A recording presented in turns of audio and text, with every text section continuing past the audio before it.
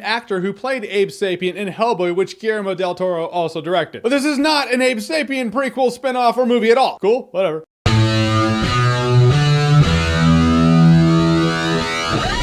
The Shape of Water. So The Shape of Water is ultimately a sweet movie and a violent movie directed by Guillermo del Toro. This lady works in this government facility in the 1960s. It's amidst the Cold War. Her and her friend, played by Octavia Spencer, they're the janitors. They just clean up the mess around there. But this government facility, led by Michael Shannon, has brought in a creature that's ultimately like creature from the Black Lagoon. It's easy to see this thing as a monster. They see the thing as a monster. They see the thing as a way to beat the Russians into space. But our star of the movie, played by Sally Hawkins, develops a connection with this creature, and after that it kind of becomes like E.T. but with a creature that's underwater. What I liked about this movie is the performances are all great. The movie looks fantastic. Guillermo del Toro always kills it on that. Michael Shannon is really menacing as the main agent in this movie. He's one of those ones when he is on screen, when he is in a room, he's the one you're paying attention to. No one upstages Michael Shannon, ever. This movie's included. Sally Hawkins in this movie plays a bit of a loner, bit of an introvert, and she also is a mute. She never talks in the movie, and I take that for granted a lot of the time. It's easy to think to yourself, well, the way people convey their thoughts, feelings, and emotions is through voice, but it's completely not like that. That's one element and angle of communication, but that's not all we have. So when a character like this comes along and completely conveys any and all of her thoughts, feelings, and emotions at any given time, it's really impressive. She doesn't say a word in the movie, yet she says so much. It's just a lot of damn talent. But Richard Jenkins was also great as her friend. She doesn't have a lot of friends, so Richard Jenkins is really her only friend. Well, and Octavia Spencer, and the amphibious creature she meets. But Richard Jenkins is always great at bringing heart into any movie he's in. He's one of the people you wish was your neighbor. My neighbors actually watch this. Guys, I love you too. But if you guys move out, I hope Richard Jenkins' character in this movie moves in. But the whole character dynamic in this movie really was a great representation of family with no blood ties whatsoever. And that was really, for lack of better words, sweet. And that's really what it is how I can describe this movie. This movie is a very sweet movie about connection. I've seen a lot of people and critics who review movies saying this is one of the best movies of the year. It did not hit that realm for me, but I just found the movie very sweet. The connection she forms with this creature from the Black Lagoon type being is the most unexpected connection since Naomi Watts and the ape from King Kong. But I'm always interested when a director can show and convey that kind of connection, showing that human connection really isn't limited to humans. The movie's also kind of tonally unbalanced for me. It's kind of a Guillermo del Toro way of things. Here's a sweet movie, blood. You're like, whoa, okay, wasn't expecting. Sometimes it's bloody, sometimes it's violent. You can argue, well, that's life. But even with life itself, I take a step back and I'm like, sometimes life, that